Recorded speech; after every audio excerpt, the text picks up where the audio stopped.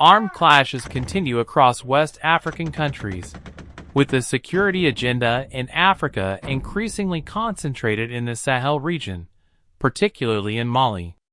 International media outlets and analytical centers note that developments in the country have now moved beyond a local conflict framework and have become a regional, and in some assessments, a global security concern.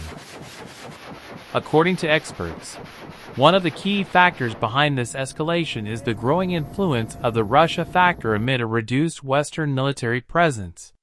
The Malian authorities have expanded security cooperation with Moscow, and within this framework, the activities of structures such as the Wagner Group have become a subject of international debate.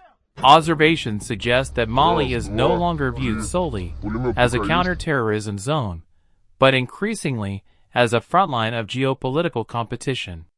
This rivalry is being played out not only in the military sphere, but also across diplomatic and information domains. First of all, the fall of Kidal under the hands of FLA and JNM, which confirms the coexistence and collaboration between JNM and the FLA, and because they have the same interest, which is, first of all, chasing the Malian army, and then eventually also chasing and negotiating the departure of Africa Corps. On the other hand, the attacks that took place in Gao and also in other parts of Mali, it just shows the level of coordination and also the ability of JNM to carry this coordinated, simultaneous attacks at the level of what they have achieved in Bamako. The Kremlin spokesperson Dmitry Peskov has stated that Moscow considers it important for the situation in Mali to return to peace and stability as quickly as possible. When asked whether the Africa Corps has sufficient forces to maintain control of the situation, Peskov did not provide a direct answer.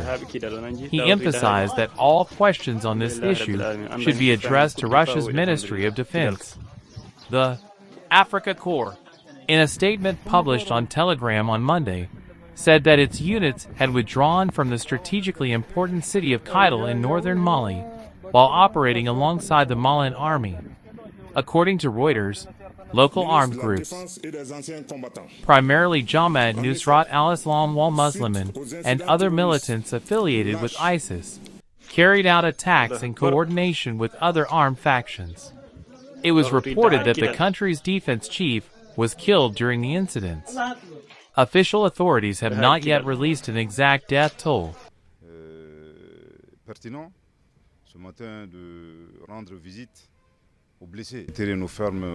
We strongly condemn these barbaric attacks. One of the largest coordinated assaults against the Malian army in recent years has been carried out. The attacks were recorded not only in the capital, but also across several cities and towns at the same time. We call on the public to remain calm. I believe the aim of the terrorists is to undermine national unity and spread fear within society, but this will never succeed. At the moment, we don't know if this means the departure and also the total fall of the current military regime. But what we know for sure is that has created division and also have destabilized the juntas. So the next few days are going to be critical for the government and what this is going to look like in Mali, and if there is going to be a transition. But definitely JNM has established, put itself in a very powerful position with these recent attacks. On the other hand, instability in Mali is now spilling over into neighboring countries. Armed group activity has increased in border areas with Burkina Faso and Niger, indicating that the Sahel region as a whole is increasingly turning into a high-risk zone.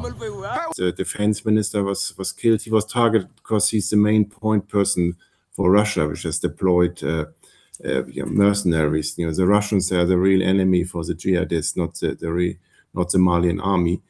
And now we can see kind of a state collapse in real time, with the Russians withdrawing from the north, and the north gradually being, or parts of it, taken over by the rebels and the jihad. Land between Sub-Sahara Africa and North Africa will become this ungovernable strip of land where nobody is really in charge. Maybe governments, they control capitals, but the rest of the country is pretty much game for criminals, jihadists, Tuareg rebels. I mean, the borders are very fluid with that, but Alongside all of this, the humanitarian situation is also rapidly deteriorating. Mass displacement of populations, food shortages, and the paralysis of public services are creating additional ground for radicalization. This, in turn, is further deepening the security crisis. As a result, developments in Mali are increasingly seen as reflecting the formation of a modern conflict model in Africa, one characterized by a weakening state, competing external powers, and strengthening non-state actors. This pattern is already beginning to spread to other parts of the region.